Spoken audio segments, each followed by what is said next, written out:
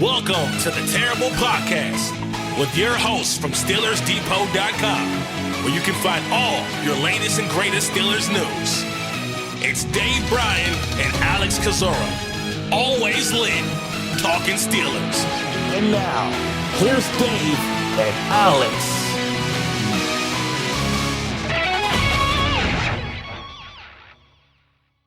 Welcome to the Terrible Podcast, Season 16, Episode 64. He's Dave Bryan. I'm Alex Kozora, SteelersDepot.com. Thanks for being back with us on this Tuesday, Steelers Nation. This victory Tuesday is the Pittsburgh Steelers scoring a convincing Monday night win over the Miami Dolphins, 28-15. Last night, Pittsburgh 8-6 on the season, stacking wins, officially eliminating the Dolphins from playoff contention, and a really strong performance, potentially, probably this team's best showing of the entire season. So, Dave, a lot to talk about as usual. Mike Tomlin just had his press conference. It's why this episode is coming out a little bit later today. We wanted to wait for that, for the injury updates and Tomlin's further perspective on the game. But no matter how you slice it, a big win and a great win for the Pittsburgh Steelers.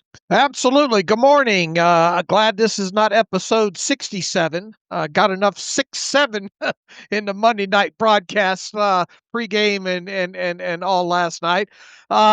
Things are getting interesting here now with the Pittsburgh Steelers in 2025. And man, you want to talk about full performances? Really, how many times we talked about three-phase losses this year? And this was, they've been few and far between, but this really felt like a three-phase win for the Pittsburgh Steelers. And yeah, the Steelers still maintain a one-game lead over the Baltimore Ravens with 3 games left. Obviously, they have a short week now to get ready to play the Detroit Lions on the road in Week 16. But I don't, if you're a fan of the Pittsburgh Steelers, which obviously a lot of people listening to this podcast are, yeah, you have to feel pretty good coming out of the Monday Night Football performance against the Dolphins, and kind of the prospects looking ahead of this team moving forward through these final 3 games. Today, before we start our housekeeping to talk injuries and roster moves before the game and get into what Tomlin had to say a little bit later in the show, give me that 30,000-foot view of how Pittsburgh's win was so complimentary, so three-phase, because it did feel like offense, defense, special teams, Pittsburgh was simply the better team on Monday. I think I'll start with the number 11. Making a Sesame Street episode here. Can you do the count for me here? A 1 do the count. Yeah, this show is sponsored. Going back to my Sesame Street days, this show is sponsored to you by the number 11. The Steelers used a lot of 11 personnel on offense. We'll talk a little bit more about that as we go on. That I thought played some dividends. We'll go into a little bit of what Mike Tomlin said the reason was behind that. So that stuck out first and foremost. The Steelers weren't great initially starting off on third down conversions, but they went for fourth downs quite a few times in this game and converted. That was a big component of being able to keep the offense on the field in this game. They won the time of possession. They won the number of plays run and did so in nice fashion there. And we talked the other day about a good offense, keeping the offense on the field is sometimes the best defense. And I think that played a portion in this game as well. We saw the Steelers have a little bit of hiccups early in this game for several possessions, and they were able to at least hold on there. They only fell down 3-0 in the second quarter there. And boy, when the final offensive drive there, I thought was really quite impressive.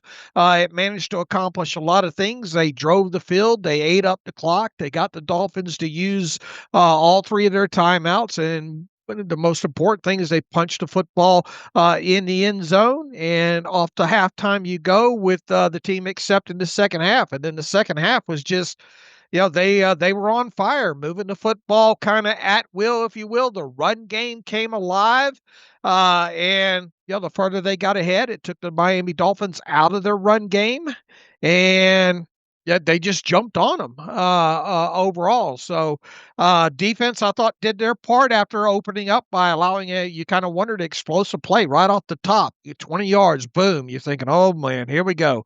But overall, they did a great job. They got Tua to hold the football off his first looks several times. Got a few sacks. Got a turnover, even though they weren't able to turn that into points. There were big stops on defense in key moments of the game. One particularly by Patrick Queen.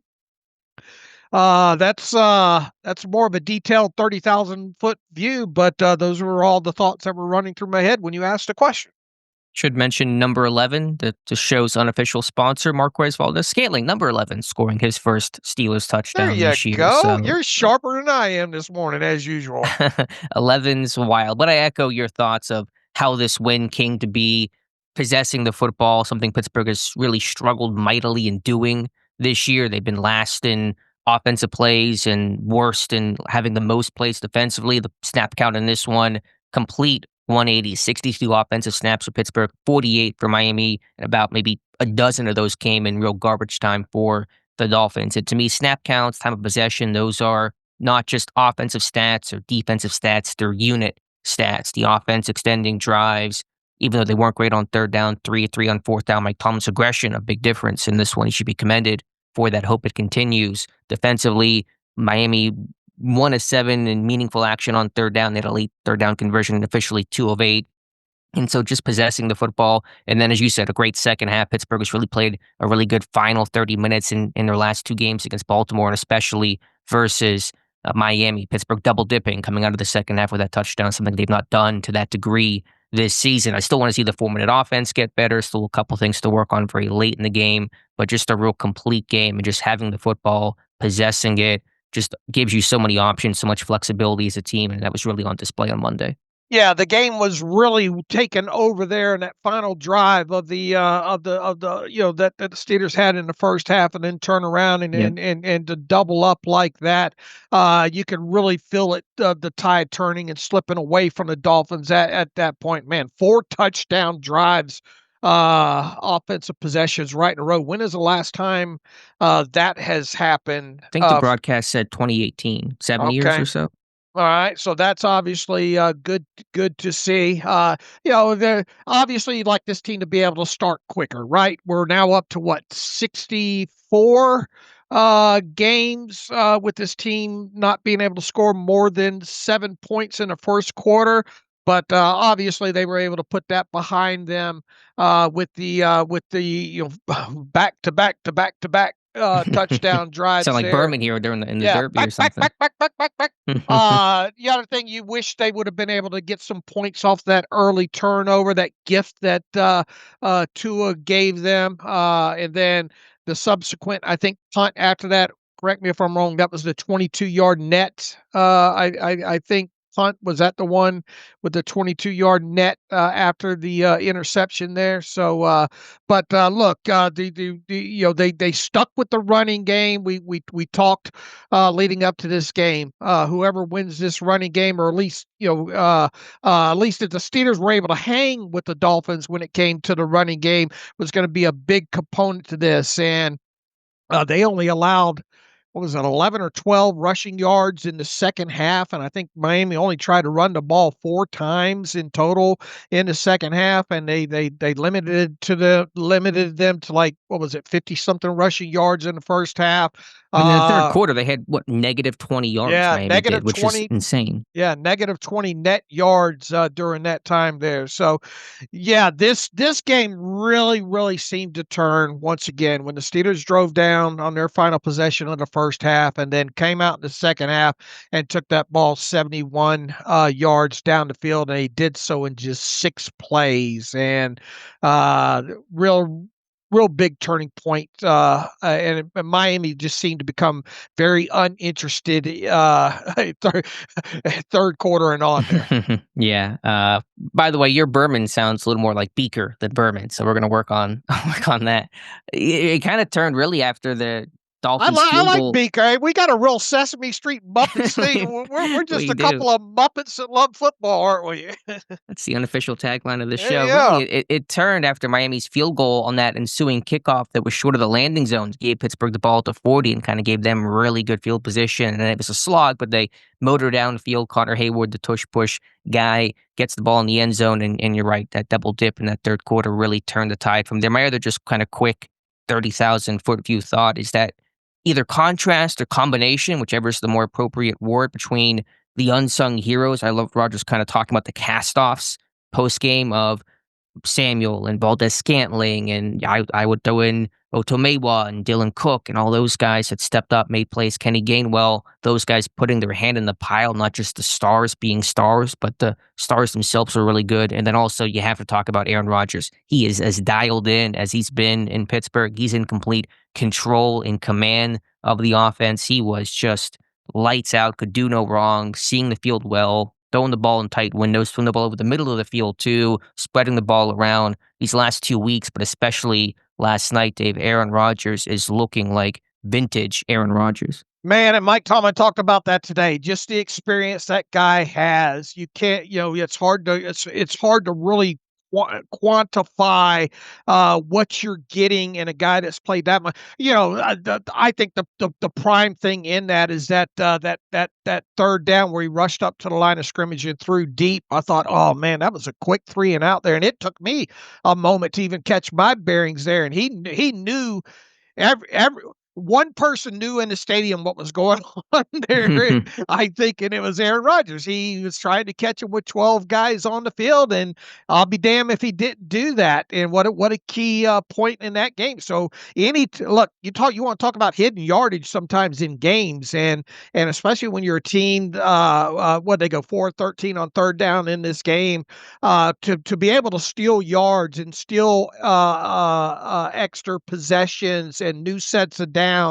That's what you get when you got a guy like Aaron Rodgers. And Mike Tomlin also brought up late in the game about Aaron Rodgers taking that last sack. You don't have to tell that guy to do it because he's already lived that, and he knows to just look. Nothing's there. I'm going to take the sack, keep the clock running, even in a late game situation where it feels like and you got a 99% win probability. How many times have we seen over the years those win probabilities all of a sudden slip away and go the other way, maybe because of a play not like that? So yeah, you're right. Aaron Rodgers, that's 2 games in a row where this guy has been in full control of knowing exactly what he wants to do on any given play. And I mean, it showed last night.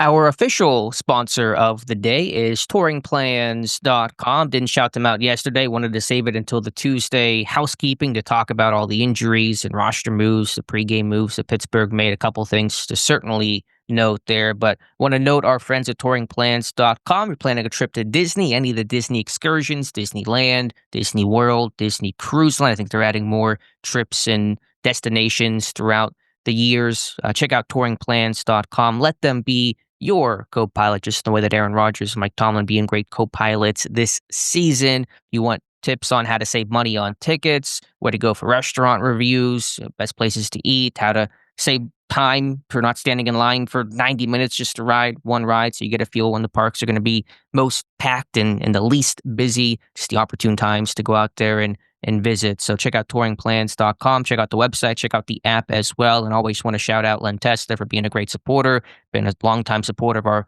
training camp coverage. And this year, our Monday, or in this case, Tuesday, housekeeping. He's a big time Steelers fan. And so I know he was really happy to see that win last night, as I know that you guys and Dave, you were as well. So check out the site, touringplans.com, and always want to thank them for their graciousness and sponsorship of the podcast. All right, certainly do, and appreciate that from them, all the support they've given us. All right, let's we got a lot of housekeeping to do this morning.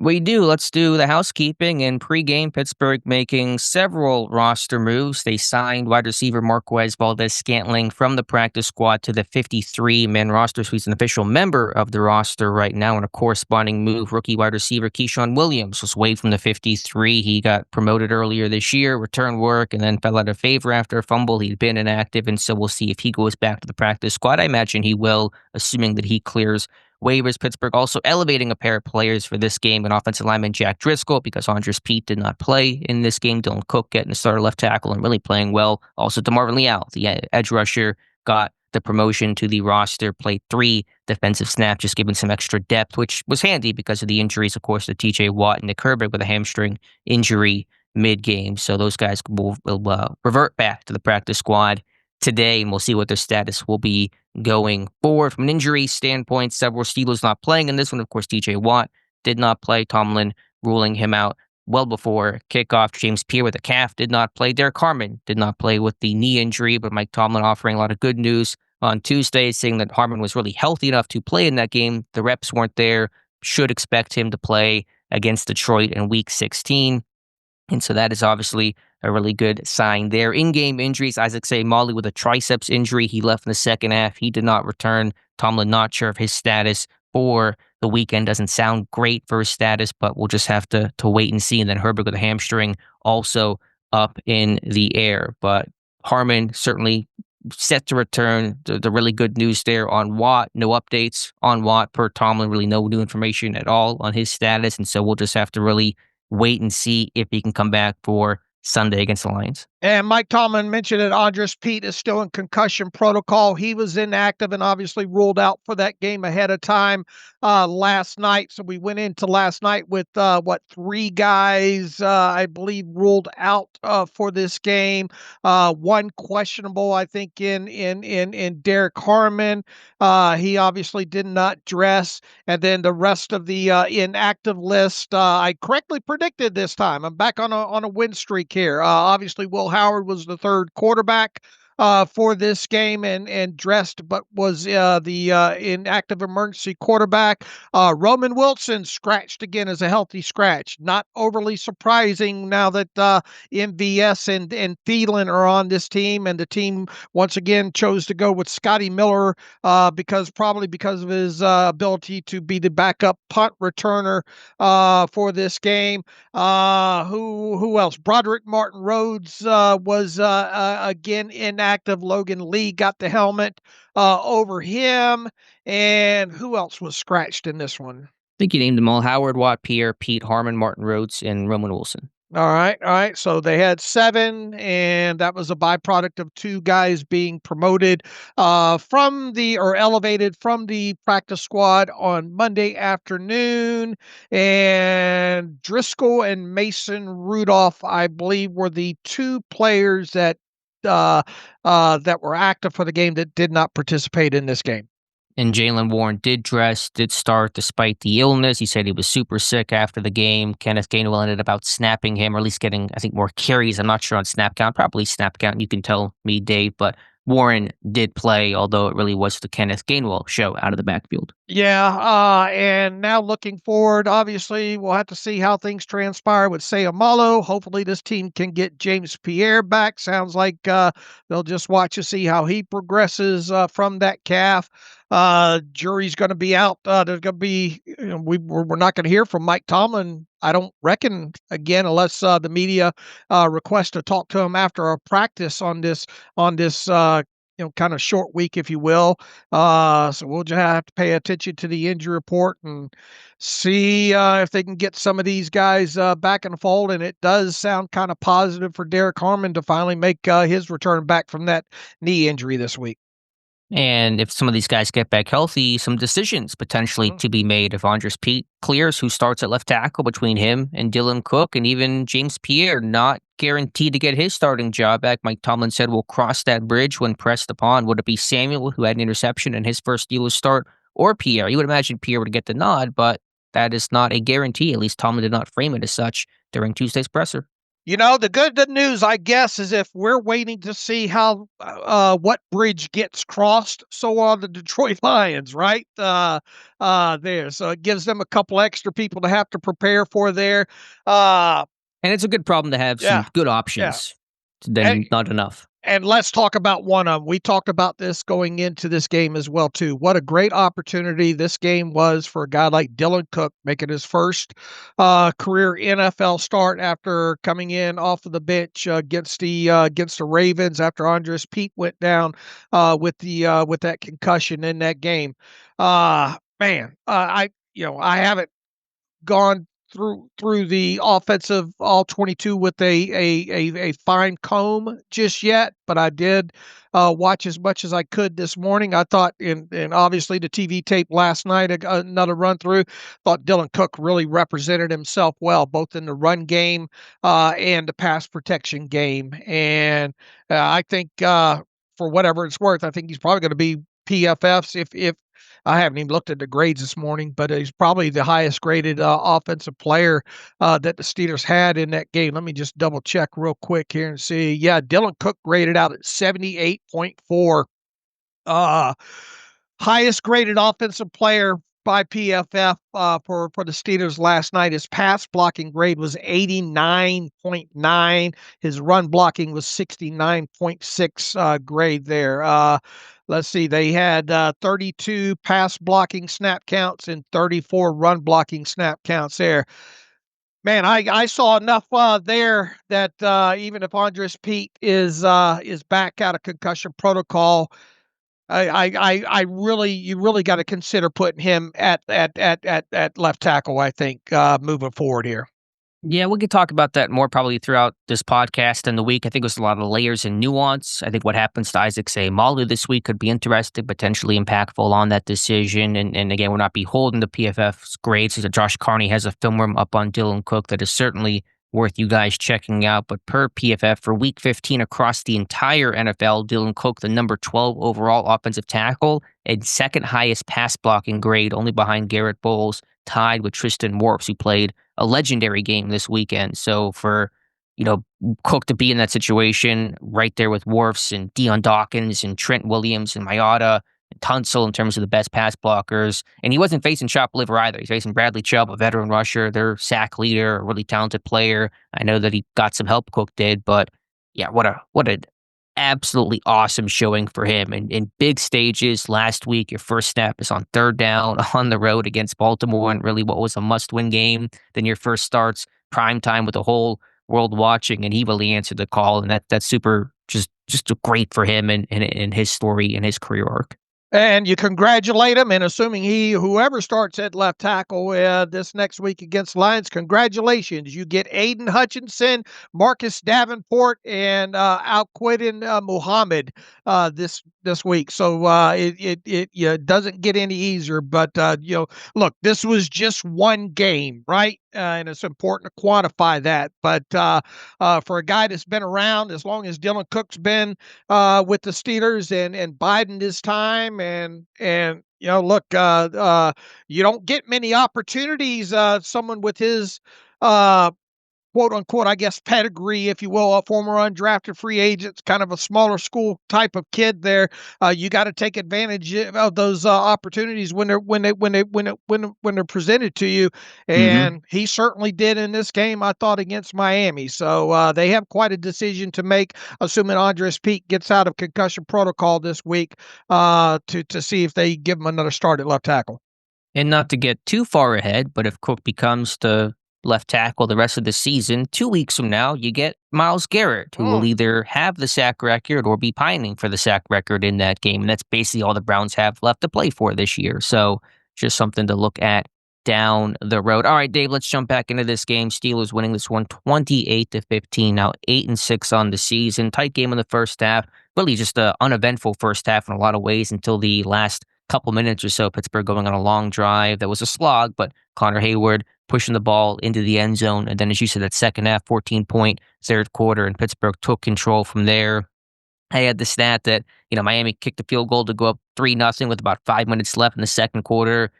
by about 5 minutes left in the third quarter, Miami had run just 4 plays and was down 21-3. And that's where the game really turned in that section, that 5 minutes from the second quarter to the 5 minutes in the third quarter is really where that game became Pittsburgh. So let's start, though, with the offense because it was a really good performance, especially from Aaron Rodgers. 23 of 27, 224 yards, 2 touchdowns, no picks, spread the ball around, really efficient performance from him. And again, dialed in control, and in command.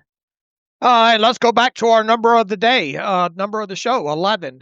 This team used 11 personnel. Now, this is all plays included, no plays, and that's another thing. There weren't very many penalties on either team in this game, right? So that was another component that the Steelers, let's see, the Steelers were penalized, 4 times for 25 yards.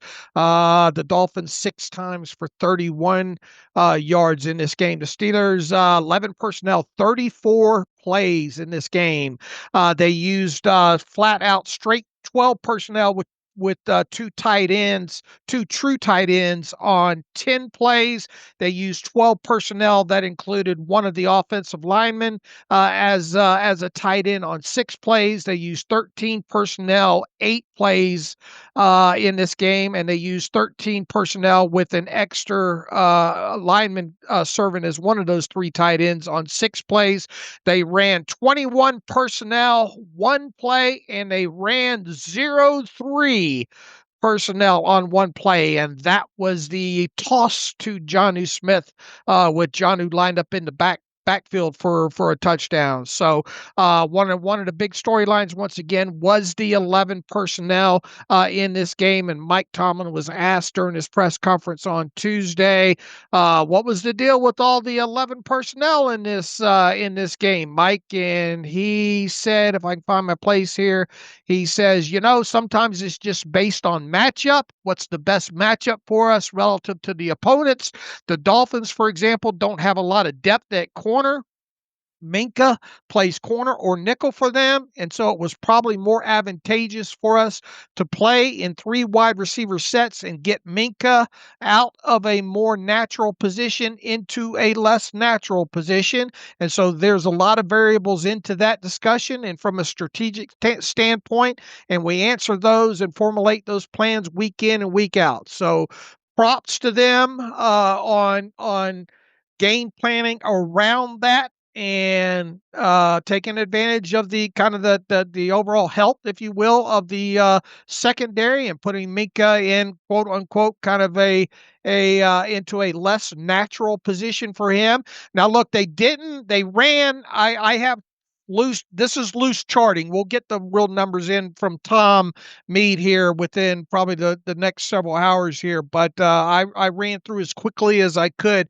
They ran the football out of 11 personnel, I think 12 times in this game for 33 yards. And you think to yourself, man, that's not a lot of yards, 12 runs, 33 yards. But if you want to look at successful plays or not when it comes to down and distance or not, I think I calculated 7 of those being successful plays, and 2 of those runs went for 9 yards each on top of it there. So, and then it goes without saying the 11 personnel was really advantageous as the game went on in the passing game there, and full complement of wide receivers out there, along with most of the time, I think it was Darnell Washington, obviously, as the one tight end out there. And that's when they really started clicking in that middle portion of the game there. So something that we don't see a lot of, heavy 11 personnel with this team, but they used it based on what the personnel that and once again with Minka and trying to keep him in a less natural position, and that it ended up paying benefits for this team. So once again, I think that's one of the top storylines of. We talk about these other teams about going from 11 down to 12 and 13 personnel. We talked about McVay and what they're doing over there in the Rams, and it's good to see the Steelers be able to go the other way with it. And Miami, as expected, play a lot of 2 deep safety shell in this, and that played, I think, a little bit into this as well too. So you got to compliment the game plan and the execution. Although the start wasn't what you probably wanted to see it in these first three, or I think three possessions that the team had, they got it on track.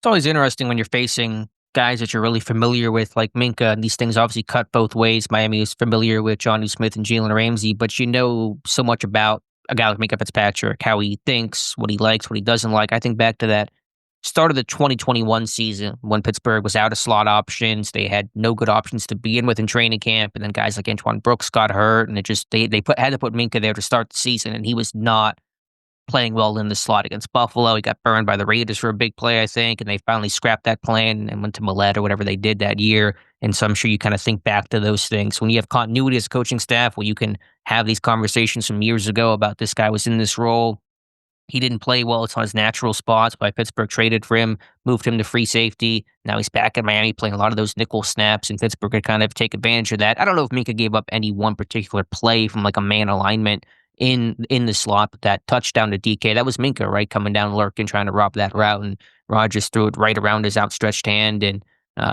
Metcalf with an incredible yak play afterwards. So yeah, just a fun little kind of game inside the game of knowing how a guy like Minka operates. Great player, but you know where he's weak at, and Pittsburgh certainly had the mindset to exploit that, and good on them for doing so. Yeah, absolutely. And I think at one point Aaron Rodgers completed, what was it, 10 or 11 passes in a row. Now look, here's the thing. I think I said on the podcast leading up to this, I didn't necessarily think this team would take as many deep shots down the field as they did against Baltimore, primarily because the Dolphins are kind of a too deep shell team, and that ended up being the case. But I did say too that you're still going to need a couple of these balls to go more than 15 yards in the air past the line of scrimmage and complete a couple of those. And Aaron Rodgers completed 2 of the 3, throwing out the one on the too many men on the field that he threw deep to MVS. Aaron Rodgers was 2 of 3 on deep balls more than 15 yards down the field. The rest of the stuff, I think he had 10 or 11 completions that were either right at the line of scrimmage or behind the line of scrimmage. And what was the other? What did you call the stat that we came up? Adjusted yak, was it? Was it a yak? Actual yak? A yak. Yeah, actual yak. Well, I'm already in practice of trying to figure those out after the game. And we said going into this game, probably going to need to see a little bit more a yak in this game from the Steelers, specifically if they don't throw the football down the field. I have that number for you, Alex. The Steelers had 142 yards of true AYAC, which we're calling adjusted yards after the catch, against the Dolphins. And that wound up being 6.2 AYAC per catch there. So that was a key component to this game. Obviously, DK Metcalf had a chunk of it there on his touchdown there, but they were doing a good job overall, just getting yards after the catch on a lot of those shorter passes. Kenneth Gainwell figuring into that. Pat Freiermuth had a good game on his few receptions, getting some yak after the catch as well too. So once again, Aaron Rodgers, I think he had a completed air yard distance of just over 2 yards, but because you had that adjusted yak figure in there, that helped offset things. In addition to Aaron Rodgers completing 2 of 3 attempts, more than 15 yards through the air down past the line of scrimmage. And as you said, no surprise to see Miami play so off early on, and that forced Pittsburgh to be a dink and dunk offense, because Miami's personality is to play more of those 2 high cover 2 looks. And then when you see Pittsburgh get that vertical pass game going against Baltimore, when Baltimore probably incorrectly played a lot of single high and ISO on Metcalf and got burned for it, Miami was not going to get burned in that same way. So no surprise to see their game plan. I think Pittsburgh's offense had to break more tackles, win more one-on-ones in the first half. I know that sometimes you have to play that dink and dunk version of offense, but it doesn't mean you stop being an explosive offense where guys can break tackles. Warren was getting stopped. Gainwell was getting stopped. The receivers weren't getting a ton of yak. And so once that flipped in the second half, Miami started missing tackles and Pittsburgh started breaking tackles on the Gainwell long run, the Metcalf touchdown, obviously, where Pittsburgh got their explosives from. So just kind of took some time to get that war of attrition going and start winning those one-on-one matchups. And once Pittsburgh did, the offense really started clicking. Yeah, I think in total this team had 5 explosive plays in this game. 2 to Freiermuth, actually. Yeah, I mean, I guess you call when what a key point in the game too, when the taunting penalty on what was it, 3rd and 8, I think, with It was a yard short, yeah. Yeah, it was a yard short there, and then he gets taunted on, and shame on Troy Aikman. Look, I understand not liking the rule, but that's been a point of emphasis. Go back to Juju on yeah. Perfect. This has been around for forever now. Right. So, and look, he definitely flexed up over the top of him, and if you're going to stay consistent with that, you got to call that there. So, the Dolphins gave him one there, but how many times have we seen the Steelers get those kind of called against them at times? George Pickens, a couple times with those kind of penalties there. So it's important to be disciplined in this game. Miami wasn't, and it cost them. So technically, I guess if you want to add in the extra 15 yards that they got on that 7-yard play, you're talking about 5 explosive plays in total that this team had. Yeah, there were a couple. The too many men call, that was a 3rd down play, right? I'm having trouble finding that in the box score for some reason, but that was a 3rd down play, right? So even though there wasn't a lot of penalties in this game, as you said, there were some really costly ones from Miami that extended Pittsburgh's drives that helped rack up the snap count, time of possession, and really kind of control this game. So, yeah, I mean, Rodgers was just, again, dialed in. Gainwell's been really impressive. He's just a do-it-all kind of a guy, never makes a mistake, it feels like, and busted off a big run in this one. I mean, he catches, he blocks, he runs, obviously, he covers kicks, he returns kicks. I mean, he's 5-phase kind of a dude. There aren't many running backs. He might be the only running back in the league that's doing all of those things right now on a consistent and a pretty high-level basis. So on a day where Warren was under the weather, for Gainwell to step in was really needed, even though he's been doing kind of this stuff throughout the season. I tell you, I can't help but keep going back to the conversations that we had about Kenneth Gainwell prior to the season and about the kind of usage. I really, lack of a better word, I ended up being wrong on him, and you ended up being more on the positive. And I think he's even exceeded what you thought he would do. Kenneth Gainwell has 783 total yards from scrimmage right now through week 15. And one of the things that I think that I said, okay, yeah, he's going to be a guy that you can use in the passing game.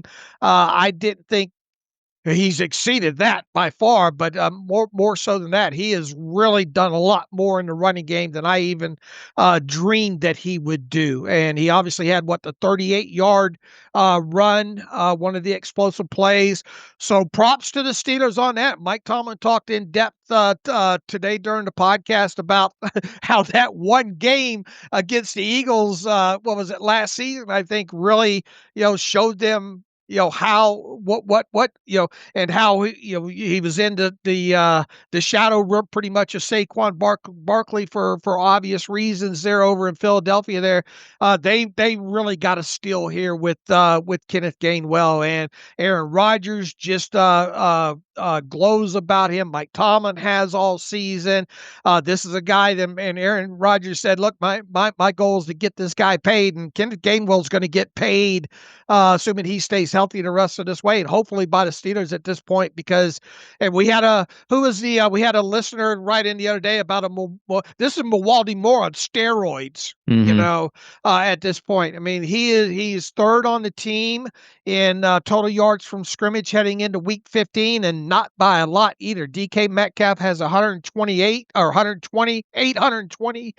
total yards from scrimmage, and Jaylen Warren leads the team with 977. So, I think I asked a couple of shows ago, could you make somewhat of an argument? And look, it still would have to be a very good argument, but Kenneth Gainwell probably not the MVP of this team at this point of the season, but man, he sure does have his hand in the pile, and he's contributing, and it is a lot more than what I thought it would be once they signed him. If your MVP ballot excluded quarterbacks, then Gainwell, I think, becomes certainly very much part of that conversation because Rodgers is the MVP. Because Especially he's the off the quarterback. last 2 games. And then, Yeah. the last 2 games really are cementing that. But Gainwell, you're leading receiver in receptions right now in Pittsburgh, 57. Metcalf has 55. And so it's really been him every single game, but just been consistent, been available too. I mean, it's just not a big guy, and he's been out there, doesn't miss a practice, doesn't miss a game, doesn't miss a rep, and he gets hit pretty good. And so I don't overlook that. I think we've kind of gotten spoiled on these durable backs, and Gainwell and Jalen Warren's been pretty durable, and of course Najee Harris was a titan of durability. Doesn't happen a lot around the NFL. A lot of running backs miss time, and these guys just they don't miss practice, they don't miss time, they don't miss games. They're just out there doing their thing every single day. I tell you, and he was, Gainwell knows where to be. See him kind of hide over there on that left sideline and give Aaron Rodgers an outlet over to that side on a pass reception, and ended up getting that down deep down in the red zone as well too. So and caught a 4th down pass there, aggressive 4th down, little kind of traffic play, little slant flat combination. He gets there in the flat. He's a reliable target. Aaron trusts him. Right. And what a find that guy has been for the Steelers. And once again, not afraid to admit when I'm wrong, and he has really exceeded what I thought they could use him at in this offense. And props to Arthur Smith and everybody else for getting him involved, and Aaron Rodgers for getting him the football, because he has made a lot of plays for this offense through week 15. What was the dollar amount he signed for this offseason? The 1-year contract that he signed? Looks like 1.79. Yeah, cheap. That's what it's called. The question is, what will it be in 2026? Because it won't be no $1.79 million. It's going to be a multi-year deal, I'm sure, for I don't know exactly how much, but it's going to be a solid number. And he might be, of non-rookies, is he the best bang for your buck value player maybe in the NFL right now? That might be too strong of a statement, not knowing the entire landscape, but he's got to be up there. Yeah, I mean, for a guy that's that you're spending what $1.79 million on, I would probably have to be a rookie somewhere around the league that's contributing to get more bang for a buck than that. Really, he's this year's Deshaun Elliott in terms of that real good value add and being able to find a good home for him that kind of fits with what Pittsburgh wants. Elliott, that box safety Pittsburgh was looking for last year, and Gainwell trying to find that, do it all in this kind of quick, rhythmic passing game where Rodgers gets the ball out really quickly. So I think we all understand, what Gainwell's value has been. Obviously, Warren's still a really important role to play, and hopefully he feels better for the Lions game, and Pittsburgh will need both these guys. But yeah, certainly want to give Gainwell a ton of credit. All right. What else offensively stuck out to you? The O-line did a nice job in pass pro, not just Dylan Cook. I thought stunt pickup overall was good. You had the one mishap early where McCormick kind of got pushed out on the crasher, and Frazier came off and got the looper, and Sealer came free and took down Rodgers. But overall, the pass protection I thought was nice and really clean pockets. It was good to get explosives off play action. I've really dinged this team for not being good off play pass this year. They've really struggled to get some of those big plays off of it, but that Valdez-Scantling touchdown, good pocket, play action, the Yankee concept. It's funny that Yankee concept burned Pittsburgh for big scores early in the season. They're finally kind of going the other way on it, and Scantling getting open for his first catch and first touchdown. So it was good to get explosives off play pass. Yeah, Mike Williams vibes there, but hopefully he does a lot more than Mike Williams moving forward, right?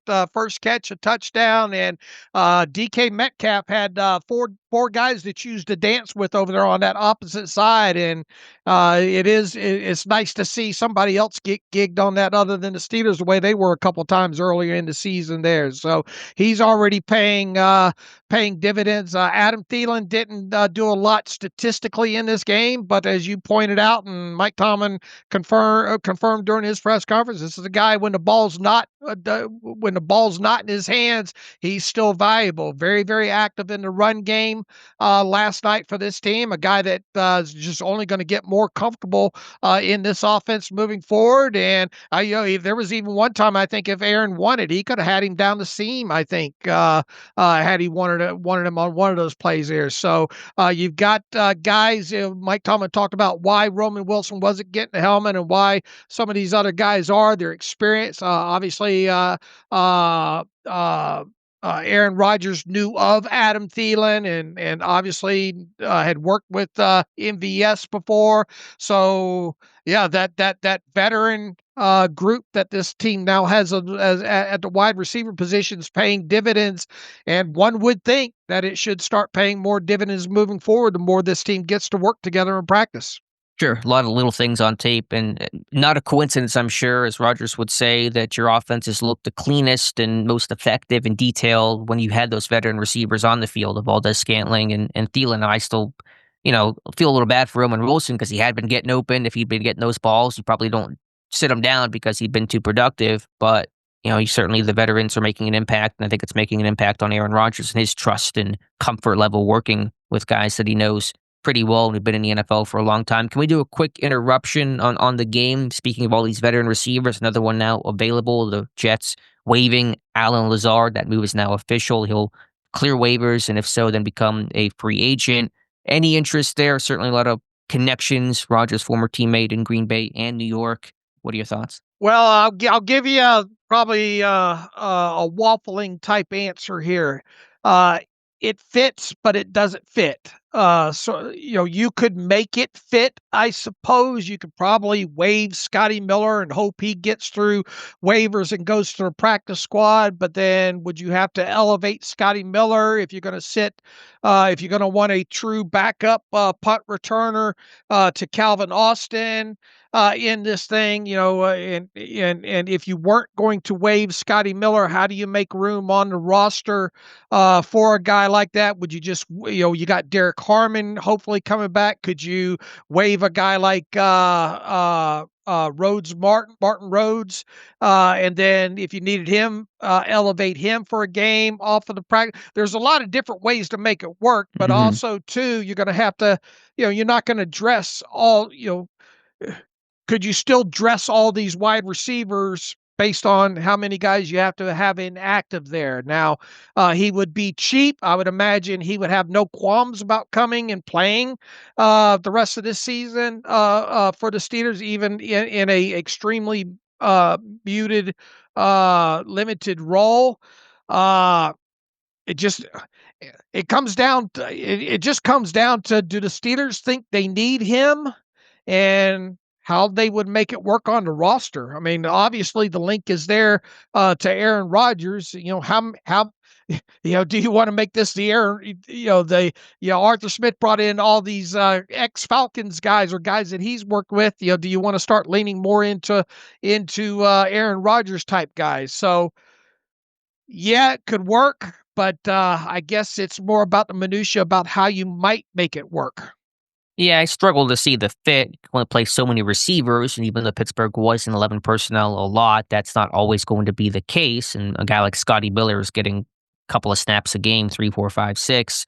But it doesn't have to be 53 for Lazard. Scantling wasn't. Samuel wasn't. Go put him on the practice squad. I mean, is somebody planning to sign this guy to their 53, a guy who has 6 catches this year? So you tell him, come to the practice squad. You can reunite with Aaron. You can be on a playoff run instead of a miserable. Played on some bad Jets teams, Lazard. He wants to go win somewhere, go have some fun games that mean something, even if he's not playing in them, just to be in that environment. So I think you could sign this guy to the practice squad and just kind of see what happens and have it there as maybe insurance and go from there. This does not have to be put him on the 53 and start shuffling all the pieces right away. Sure. And if we're being honest here, the most likeliest path to him being a Pittsburgh Steeler would probably be him clearing waivers and then getting signed to the Steelers practice squad, much in the same way that MVS was. And then Plus, he needs time to get the system down. I mean, so he needs time like the other guys did. Yeah, right. I mean, you're already on a short week. He's going to have to clear waivers tomorrow, assuming he does officially go. I think he will go officially on waivers today. So by the time he comes in and gets physical and starts, and you don't have to rush him along either on top of it. And really, that's the same problem that any team in the NFL is going to have with him right now. They wanted to claim him. So it would, the way it maps out the most sits just the way you laid it out. He clears waivers. You invite him to see if he wants to sign to the practice squad, and then you just go from there. You don't, unless somebody gets injured in practice this coming week, and you absolutely have to have him. He spends at least his first week in Pittsburgh on the practice squad, and then you just see whatever injuries happen, and it just provides you more depth and a guy that could hopefully get on the page quickly with Aaron Rodgers. Long story short, should we be surprised if Lazard winds up with the Steelers in the next 24 hours? Probably not. No, not at all. But I will not be disappointed if he signs elsewhere either. I think Pittsburgh has good pieces to work with right now. You don't need to add Lazard if you want to on the practice squad, then feel free. Right. All right, Dave, back to this game. Any other thoughts here for the offense? Red zone play. Got to talk about situational football. I thought Pittsburgh was really good here. They've been good in the red zone all year long. And what do they rank for the season in red zone play? Now the number 3 red zone offense in football, converting, putting the ball in the end zone 2/3 of the time. 3 of 3 last night. And that to me is the biggest change in the offense. Probably that and the short yardage situations, but I think the red zone play is even more paramount of why this team has already scored more touchdowns this year than they have in any 17-game season since the NFL began that in 2021 is because of that red zone play, which was, again, dialed in, and this team finishing off drives.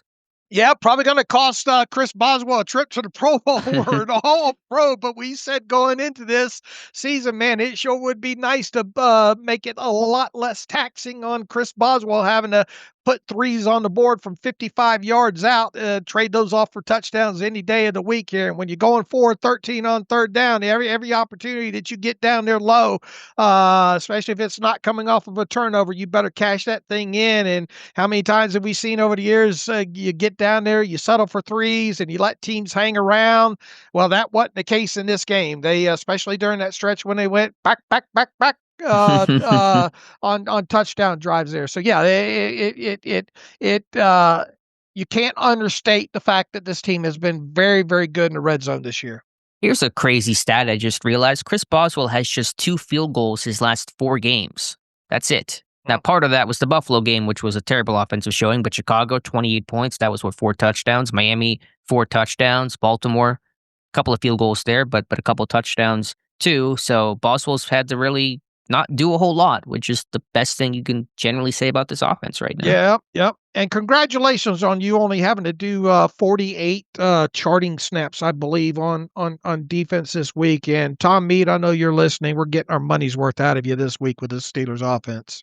Man, I'm levitating over here. I was so happy to do that. You don't even know what it's been like. You don't know charting 74 plays a week, and it grinds on you. But yeah, really good performance here from this team overall. And again, Miami 48 snaps, I think 50 with penalties, but how many of those in garbage time? When the game was competitive, they had about 30 plays, which is just aces for the Steelers. And then you break this down by half when it comes to rushing. They had over 100 yards rushing, I think, in the second half, didn't they?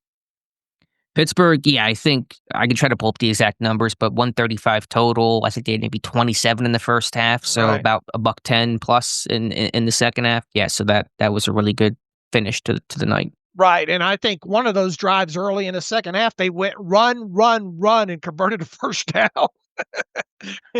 Yeah, you have not seen that too often. 3 straight running plays converting a first down for this offense. Yeah, it's how they open up the second half. It was a Warren for 6, Warren for 3, then 3rd and 1, Warren for 2, and then Gainwell for 38. So a run after that, and then Gainwell another run, and then you hit play pass on the 6th play. So you had 5 straight runs, then play action, Scantling open for the touchdown. That is how Pittsburgh wants to run its offense. Boy, you can't draw it up any better than that. Nope, not at all. Any other final thoughts here? Just a really good showing. I mean, Aaron Rodgers seemed really happy too, which is good because he can be a little grumpy sometimes, and that's often good because you want him to hold players accountable and call things out. But he was just having a good time from the moment he walked into the stadium from during the game.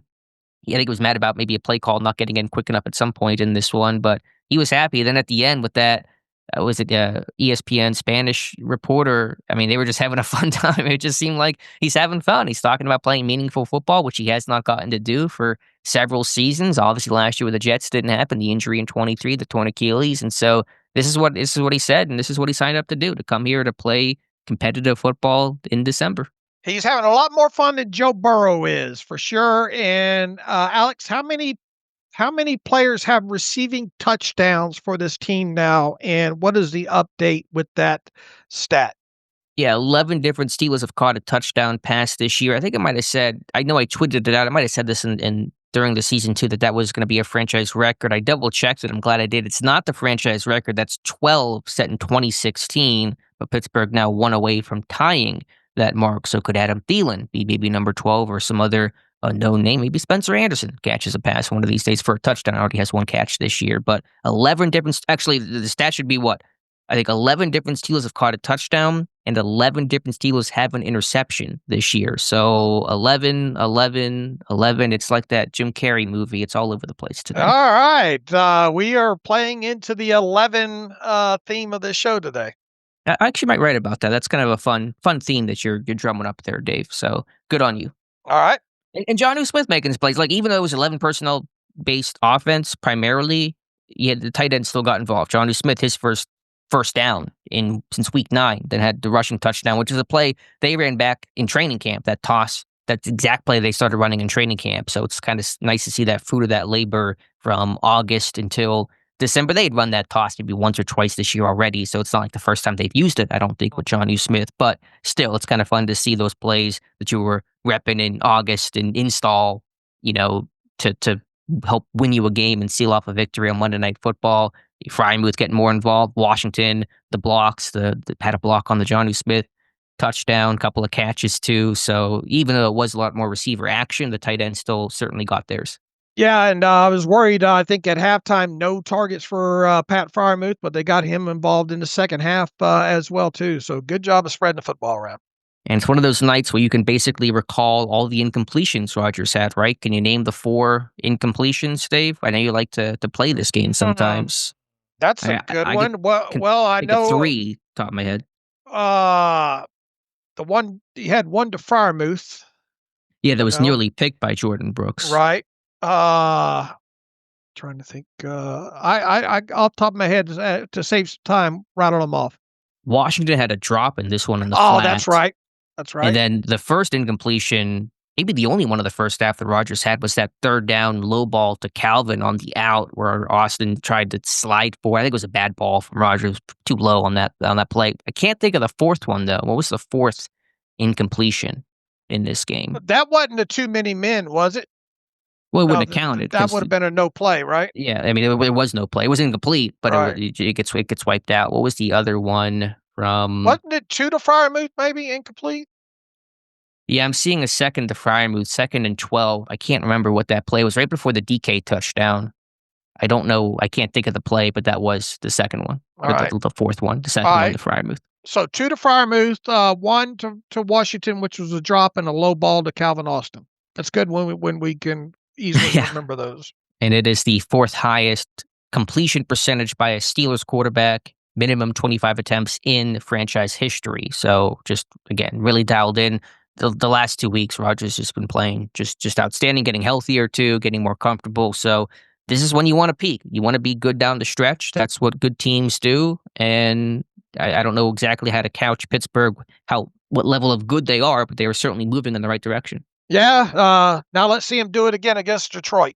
Yeah, that's the big test. If Pittsburgh can do the same against a great Lions team, especially with their potent offense matching points for points, then it's like, okay, there's really something brewing here. If not, then you'll sit there and say, well, you beat Baltimore, but it's AFC North football. It's always close. They had a good game, and then they beat the Dolphins, and they're not very good. So we know the storyline of what it'll be. We know that ultimately all that matters is playoffs and getting something more than what Pittsburgh has been getting. That's always the goal. But as of right now, you feel good about where you're at and, more importantly, where you're headed. All right, tush push was successful most of the night. That was good to see. It was good to see Mike Tomlin be so aggressive on the 4th downs, and they pretty much had to be because they weren't great on 3rd downs early in this game. What do you think changed to make Tomlin go from being literally the most conservative coach in the NFL this season to being this analytical driven, let's go for it on every 4th down opportunity coach? I don't know. Wish you would have been asked about that. Yeah. Down and distance obviously plays a lot into it, but we've seen him punt on 4th and a foot before. Yeah. Because you weren't facing an offense that was insanely potent when he was aggressive against the Colts earlier this year. It was, well, the Colts are putting up points in bunches. Field goals aren't going to win it. Punts aren't going to win it. I could get the rationale. This is great for Tomlin. I'm not mad at Tomlin. I'm just trying to get in his head and think about what kind of changed. Mm-hmm. He's definitely been aggressive these last couple of games. Yeah. So whatever the change is, keep it coming. Now, I know that these plays don't work. Then you get yelled at for, oh my goodness, you're too aggressive. How dare you go for it? But I think Tomlin being in a more aggressive posture, the team itself has been more aggressive. Baltimore, more aggressive posture. So maybe this is kind of a mentality thing of this offense. This team has been more aggressive. Let's reflect that in our coaching and decision making too. All right. And it's working. So hopefully that is encouragement to keep it going. All right, Dave. Defensively, your broad thoughts. Got off to a rough start, obviously, with that explosive play, but then settled down really, really quick. They did a good job of bottling up A-Chain and not letting them kill them early. I thought it was interesting that Dolphins really kind of got in their own head, I guess, so to speak, with maybe wanting Tua to throw a little bit too much early in this game instead of trying to sit with the run. But this team did give up a few yards there in the first half there, but when it got to the money down situations, they were able to get off the field. You had Patrick Queen slicing through, knifing through an open gap there on a third down. Big TFL there. Early in the game, Herbig, what an incredible play with Herbig really flat on his back to get A-Chain on one of those on that play too. Keanu Benton just swam right past that good center Brewer of theirs. Just up front, just a lot of gap integrity, a lot of true tackling. I don't think Josh Carney is going to be all that busy on the missed tackle tally this week here, and pretty much for the first 3 quarters or so, they kept the ball in front of them, tackling the catch, and they did give up some plays down the field into passing games, some rhythmic type plays, but in other instances, Tua was forced to come off of his first read, and that really caused him problems. He just did not know where to go to the ball, and he ended up holding it on a couple of times and getting sacked. It was a great timing call, and the Jalen Ramsey blitz tracked Tua down on that one, and Peyton Wilson tracks him down on another one. So as the game went on, it felt like Tua was very, very uncomfortable with maybe what he was seeing pre-snap versus what he was seeing post-snap there. You had a couple times, Alex Highsmith dropping back on one of them, almost had an interception there. Tua really forced that ball on the interception to Asante Samuel. I mean, what are you doing, dude? There's nobody else to occupy Asante Samuel up underneath. All you got to do is just drop and sink to the closest guy, and he did that, took that away there. And then once you got your offense clicking, late in the first half on into the second half there, they almost had no choice but to abandon the running game. And what was 100 and what is the stat that I had here of the total passing yards and when they came in this game? Hold on just a minute here, and I'll get you. Yeah, a lot of garbage time. I mean, Tua, I think, had 93 yards. 188 of the 253 passing yards that Tua had against the Steelers came in the fourth quarter. And at that point, you just you don't want to give up anything up over the top. You don't want to get beat deep. You don't want to give up the easy touchdown. So 188 of those 253 passing yards came in the fourth quarter, essentially when the game was out of reach. Right. Pittsburgh just playing super soft zone at that point, and Tua just, it didn't really matter too much. Miami was on the verge of making it almost interesting with that onside kick that Connor Hayward did a great job of covering, but again, Pittsburgh, by the Steelers standards, they won this one comfortably because usually every game is the last 5 minutes and you're white knuckling your way through. Yeah. So we'll certainly take it. I'm not going to complain too much about the ending of this game, even though I'm sure we're lost and we'll talk about wanting to finish that one out. I'm sure Arthur Smith will say the same for the offense that couldn't get a lot of plays in the last couple of drives there. But you talk about number 11 being your number in this one, Dave. Here's my number, 3.37. That was the snap to throw time for Tua in this game. His longest, not just of the season, but of his NFL career. He'd never been over 3 seconds snap to throw time before. 3.37 in this one. Wow. The guy that looked unsure, didn't know where to go with the football. Really good coverage, downfield, good plastering. The pass rush really wasn't tremendous in this one, especially from the core rushers, but you had other guys come in. Ramsey get a sack, Wilson get a sack, and so I think a lot of coverage sacks in this one. So it's a little bit of rushing coverage going together, but probably tipping the scales more towards the coverage in this game. But yeah, the goal was, I said, be above 2.4 for Tua. If you do that, you're going to probably win this thing. 3.37 is that's an A++.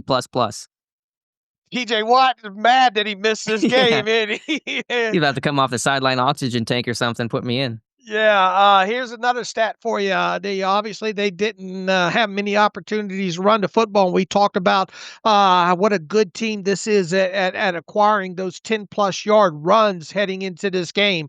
They had just one run more than 10 yards, and that came with 9:29 in the first quarter there. That was 15-yard gain. That was their longest. Their other longest run, 9 yards, came with 12-12 in the fourth quarter by A-Chain when he's pushed out of bounds for 9 yards. Up until the fourth quarter, other than the 15-yard gain, their longest run was 6 yards. So they did a fantastic job of bottling up the run. Didn't they have a longer run earlier in the game, though? You said the longest run before the fourth quarter was 6 yards? Oh, they had a 7-yard run with 17 seconds left in the second quarter. I thought A-Chain broke one out. Was it not as long of a run as I thought it was? I thought he had a good run, like on their second possession or something. Well, the 15-yarder he had was his. Oh, okay. You said that one. You said besides the 15-yarder, his longest. Okay, Yeah. I'm sorry. I missed that part. Yeah, I mean, I don't know if the run defense is really great in this game. It wasn't so early, but then game script became so where the run just wasn't an option for Miami. And the run defense was probably better in the second half. I don't know how many times even A-Chain got to touch the ball there. Looks like 2 times in the third quarter, one for no gain, one for... Well, they only ran 4 times in the second half. So Right. But Cam Hayward tackles on both those third quarter plays. So the run defense in a very small sample size was better in the second half, and then really just the game script took it away, which is fine by me. It's how you want to win these games, get up and kind of force these teams to do things they don't want to do. And by the way, it looks like Tua has a good chance of being benched after this game. Mike McDaniel speaking to reporters right now and intimating that a change could be on the horizon, saying that they're looking at everything, including a quarterback change in terms of trying to finish out the season. So Tua's days in Miami could be done at the hands of Pittsburgh. They took his job. Took his job. It's one of my favorite South Park episodes. Yeah, it's one of my favorite episodes. But yeah, I mean, just Tua looked really uncomfortable in this game, did not know where to go with the football, and then the rush getting home. You're right on that Ramsey sack. That was a great disguise. You had Echols kind of bluffing the nickel pressure, and Ramsey held it the whole way through, disguised it, completely unblocked, and didn't even tackle Tua, just forearm shivered him down and just kind of bully ball there. Patrick Queen, really good game for him, taking a lot of heat this year. Some of it certainly rightfully so and justified, but he had a couple of big third down stops. Everyone talks about the 3rd and 1 knifing in to tackle A-Chan for a 4-yard loss and set up the long field goal by Miami. But I also talk about the 3rd down chase down at Tua as he's scrambling. Looks like he's got the first down. Looks like he has it easily. And then Queen kind of fought through some traffic, came across the field, forced Tua to slide, marked him short. I'm shocked Miami did not go for it there. They take a delay of game. They punt. So Queen with big plays and big weighty downs. It really looked like they dialed up the intensity. The defense really started to come alive in that second half.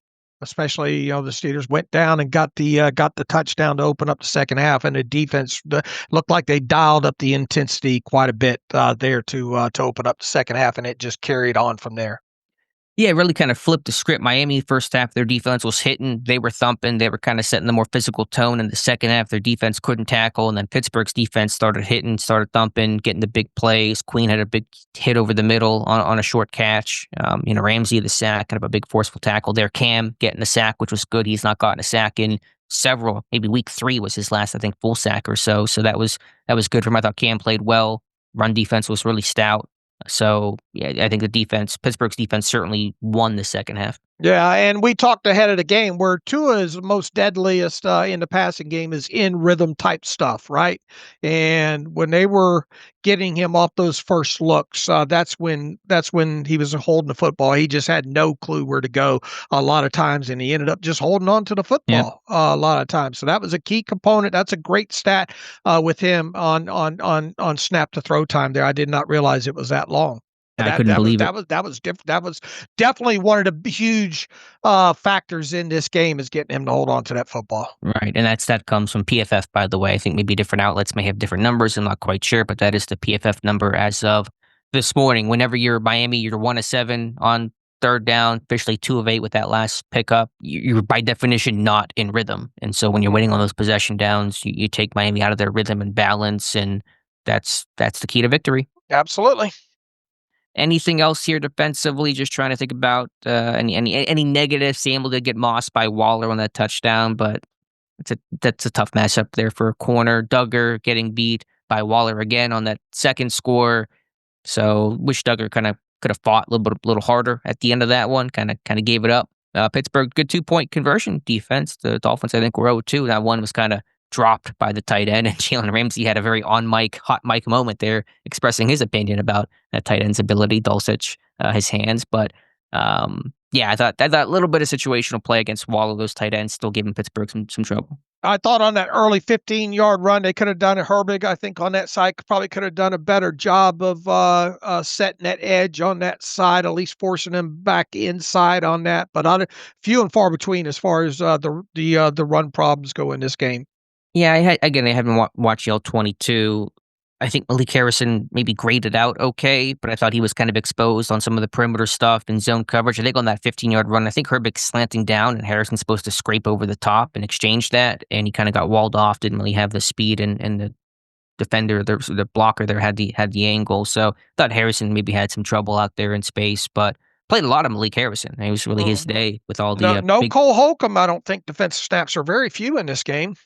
0, I believe, according to my charting. But even Peyton Wilson, was a snap count with Peyton Wilson? I mean, until it was late in the game, Wilson really was not seeing the field, which is not shocking because Harrison is their thumper, their rundown guy, and Dolphins were in big people, multi-tight end sets. They were kind of playing the Steelers offense. A lot of tight ends, a lot of fullback in this game. Yeah, Peyton Wilson, 21 snaps, Harrison, 29. And if you take away the garbage time, that's probably a much further gap between the two. You know, that's an interesting point, looking at snap totals there and then going over to the other side there. We talked a lot about Alex Ingold there and how they like to use him and put him on the field. And he only ended up playing, obviously, because the game got out of hand. He played 19 snaps. So you kept, the fact that you kept Ingold off the field, obviously worked in your favor. And the big stat for me, Dave, Cam Hayward snaps 37, Y.A. Black 34, Keanu Benton 27. Those guys have been taking on a lot of water these last couple of weeks, on the field a lot this season in general. Hayward, Black playing well over 60 snaps in a physical game against Baltimore. So for those guys to get a good amount of rest in this one on a short week when you're going on the road to play a tough Detroit team, that is really big late in the season. Yeah, we'll see if that pays dividends on Sunday. Yeah, certainly no guarantee that it will. Doesn't mean Pittsburgh will play well, but it's just happy to see that for a rookie and an old head like Hayward to get some much-needed rest this time of year. Seizi Otomewa, learn the name. Drake May doesn't know it. Tony Romo doesn't know it. Joe Buck got it pretty good, but he had the sack, so I was really happy for him. Logan Lee almost a sack, came so close and escaped his grasp, so thought even the backup line would make it some plays. All right, good to hear. And DeMarvin Leal only 3 snaps. I thought Leal was playing more in that game, but I guess it was just the 3, even after Herbig's injury. All right, Dave, special teams in this one. Waitman felt a little shaky early on, finished the game better. Coverage teams continued to be really good, Dave. Kick coverage, punt coverage. Skoranek with one hand, got the cast in the left hand, batting that ball back into play. So get that guy to the Pro Bowl. Yeah, Boswell, unfortunately, though, kicked one out of bounds, did he not? Or short of the landing zone. Short of the landing zone. You don't want to see that. Ultimately, that happened, I think, after the Steelers scored their touchdown to open up the second half there. But boy, Skoranek's a player for sure, and that was a great effort on his part to keep that ball out of the end zone. And the kick coverage units have been really good. I think Pittsburgh finally allowed a return past the 35 for the first time, maybe in multiple months, on that last return from Acrisure where the ball got wide to the outside. But other than that, Pittsburgh has been really, really tight. It's Carson Bruner, it's been Skoranek, it's been Peyton Wilson, it's been a bunch of different guys doing their jobs, and so that's been good to see. Christian Kuntz has not been great as a snapper this year, and that's a very particular point to make, but he had a real low snap in this one where it hit the ground, and Waitman had to kind of pick it up as it was reaching him. It was super low, had that low snap on the last punt against Baltimore last week. I think Kuntz has not been super strong this year. All right. Something for Danny Smith to work with this week for sure.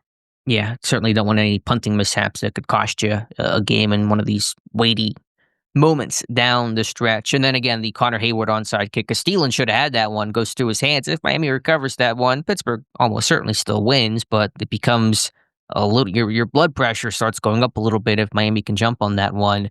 And I did enjoy Troy Aikman just ripping Miami for showing no urgency at all in the fourth quarter of that game, huddling, substituting, taking checkdowns.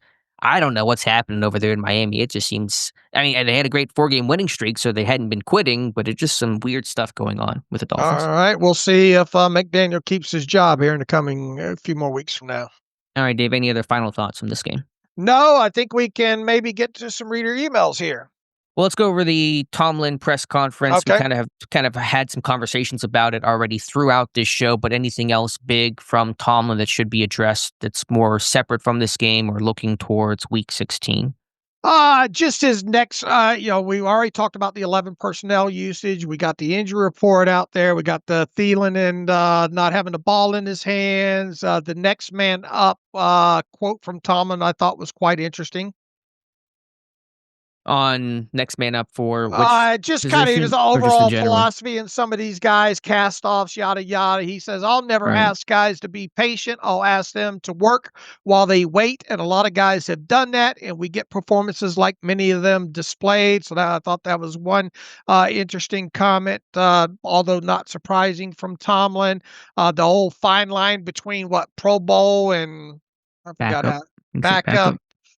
There was interesting there. He was asked about will this team, if Isaac Seumalo can't play, will Spencer Anderson go in at left guard or maintain his role as the extra lineman? Thomas says it's early in the process. We did an in-game adjustment last night where we brought Ryan McCollum in, and he did both with a full week prepare. We may do similar things. We may take a different approach, but larger than that, more important than that, I'm not ready to rule out Isaac for this week just yet. Let's see what else we have. Praise for Ben Skoranek on special teams, but he kind of ended it up with that's great, Ben. I'm paraphrasing. That's great, Ben. Let's see what you can do for us next week. In typical Tomlin fashion. Mike Tomlin was asked about the Herbig hamstring injury and if it's a new one or the same one from last time. Mike Thomas says, I don't know. He punted on that. Connor Hayward into tush push. He says, I think it's been reliable the whole time we've done it. He says, man, we've only failed once in Chicago. Just speaks to the versatility. He goes on to talk about the versatility and the different things the guys can do in the tight end room. He was asked about Jack Sawyer and says Jack is doing a lot of what the young quality defenders do. They make the best with what you ask them to do, and they work in all areas and get better. Goes on to talk about his special teams playing, making plays on special teams, and he's had some opportunities this year and made some plays. Obviously, Sawyer has a sack and interception this year. He says, so I wouldn't be surprised if he displays that readiness if he gets an expanded role or opportunity this week. Let's have a quick conversation about the left tackle situation. Let's assume Andres Pete clears concussion protocol. No guarantee, far from it. Didn't practice at all last week, but let's assume that he does. Where does your head go in terms of who should start a left tackle? I want to see what Dylan Cook's made of. I put him out there. And if I have to, I obviously be judicious about the help that I give him because Troy Falatano, I think, quiet. We're not talking about, here we are, week 15. We're not talking about second year former first round draft pick and Troy Falatano. That's good. Perhaps we should be spending more time during shows talking about him, but he really has settled in over there at right tackle at this point there. And the fact that we're not talking about him really on a show by show basis or, after games is obviously a good thing. We're not talking about any of these linemen. Like they're all playing solid, steady football. Yeah. You want my opinion? I think Dylan Cook has earned a start. That was my thought too. I think he played a really good game. He's a better athlete, and I do like that. And Pittsburgh still ran the ball well. Pete kind of gave you more size, more run blocking, but when Pittsburgh decided between Calvin Anderson and Andres Pete, Tomlin said this, that part of the reason why they went to Pete was because Anderson's a better swing tackle. He can play left and right tackle. Pete can just play left side, left tackle, left guard. Dylan Cook can be your swing guy. He's your left tackle, right tackle. He's played both. And so would that calculation be the same of we'd rather have Cook be the backup because he can play both, so that if, God forbid, Fartani went down mid-game, if you have Cook at left tackle, then he's got to flip to right tackle, then Pete's got to come in at left guard. You're fixing one spot with two guys, which you don't want to do ideally. So will that calculation be the same for Cook and Pete the way that it was for Pete and Anderson? Could it be? Yes, but you don't want to overthink this as either. You want your best 11 out there on the field. So if that's the case, I think Cook's the better left tackle right now. Yeah, I get that. The counterpoint would be if Cook starts at left tackle, and if, say, Malu can't play, then when Spencer Anderson, who would start for, say, Malu, that whenever he goes back out to be that tackle eligible, then Pete can come in at left guard, the way that Pete did against the Chargers, where they were kind of doing that kind of funky moving stuff around, but they value Anderson so much as that tackle eligible, they're willing to kind of have him sit out a play whenever he's done reporting eligible, all that kind of rigmarole. So having Pete as the backup would also kind of give you some more flexibility too. So I think it's a really interesting layered conversation of what they're going to do. I think the short answer for me is you start Dylan Cook. I'm with you, play your best guys, but this thing could go a couple different ways. Sure could. And then let's see what else. Pete's got to get himself out of concussion protocol first. And Mike Tomlin said we'll cross that bridge. He certainly left himself open by saying we'll cross that bridge a couple of times in this press conference. Right. With Pierre too and Samuel, which also would be interesting to watch if Pierre with a calf. Now, this assumes that Pete exits, which again is no guarantee, but just under the assumption that he does. And of course, how many practice reps is he getting? That also may give the nod to Dylan Cook. So I think Cook will start against Detroit, but we'll see where the next couple of days take them and the team. And then just a real classy move from Minkah Fitzpatrick, his injury last night, the whole team coming out. Tomlin asked about that post-game, not on Tuesday, but he said we care about Minkah Fitzpatrick. And so that was a really clear sign of respect to what Minkah had meant to that franchise and will still always mean to the franchise. Look, almost the whole team was out there at checking on Minkah when he was down. Kind of made it seem like it was a super, super serious injury, and I think Minkah was okay. I don't know if he came back into the game, but I mean, he's going to be fine. But just a real classy showing there. Agreed. And then we should also mention, too, of course, the Hall of Honor weekend.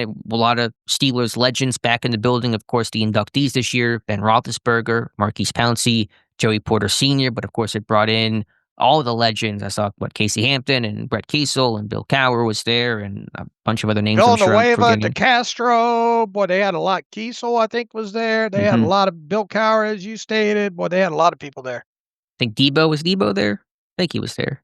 I'm not sure. But it seems like, Pittsburgh steps up with these moments. When the old heads are there, when the legends are there, Pittsburgh plays some good football. I always go back to, I always mention it when someone asks me, what's your favorite game you've watched non-Super Bowl? I go back to that 2007 75th anniversary game against Baltimore, primetime. I think that was Monday night game too. And Pittsburgh blew Baltimore out of the water. The elite performance from Debo that game. And it wasn't quite to that degree last night, but Pittsburgh certainly maximizes these primetime moments, especially on Monday night at home. Yep, absolutely. And now the 23, I believe, 23 straight games on Monday night at home. Yeah, the stat was from somebody else, but it's intuitive that Bill Cowher and Mike Tomlin have never lost at home on Monday night, which is an insane thing to think about. All right, Dave, anything else, feel free. If not, we can get to some reader emails and close out today's show. All right, got one from a Noah Ketterman here from Pittsburgh. How much of Monday's win can we attribute to the Steelers legitimately playing well, and how much can we attribute to the Dolphins being a terrible cold weather team? He says, I want to get excited, but as a longtime Steeler fan, I have been burned enough times to have to ask this question. I think you look at this is one game, and you still got 3 games to go. This was a Dolphins team that, even though they had rounded off 4 straight wins, they didn't have the best quality opponents against them. But look, here's the thing: you made them really through the efforts of your own offense and the efforts of your defense. You really made them a one-dimensional team. You got them out of what they wanted to do. yeah, there a lot was thrown around about the cold weather and Tua and all like that, and yeah, but a lot of those guys have played in cold weather before, so it wasn't, like the whole team has never played in cold weather before. Now, obviously, your most important position, quarterback, but Tua wasn't bad honestly until he threw that first interception, and even after that, until the Steelers really started honing even further in on the ground game in that second quarter and all. I mean, let's not forget the Steelers trailed this game 3-0, right? Hmm. It was still anybody's game for taking on into the second quarter there. Uh, it's okay to be cautious at this time, and we're gonna the rest of the way here. You're going to face obviously a more than adequate Detroit Lions team that can beat you. You're going to face a Cleveland Browns defense that's really, really good, and you're obviously going to face a Baltimore Ravens team that can beat you on any given Sunday. Yeah, I don't want to make too much out of this win. It's not you didn't beat if you beat Detroit next week, the tone will certainly I think feel different. But Miami was a hot team. They'd won 4 games. Their run game had been excellent, and Pittsburgh, while again not great against the run, did enough to take it away. And then game script really worked in their favor. So it's always hard to win in the NFL. So I'm just happy to get a win. And again, not just the win, but you played a really quality game in all 3 phases. I thought offense, defense, and special teams. And so not just getting the W, but how you got the W, doing some things you hadn't done throughout the year with 11 personnel.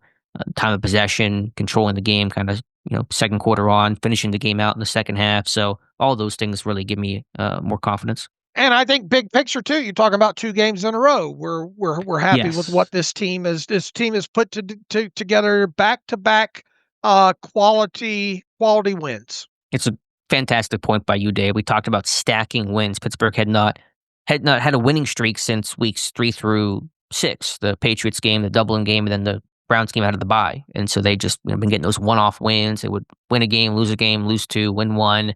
You gotta be stacking wins this time of year. That's what the good teams do. And so for Pittsburgh to do that was huge. And then of course for tiebreakers and common opponents and all that kind of stuff, conference record, that is also a key win to have in your back pocket should you need it.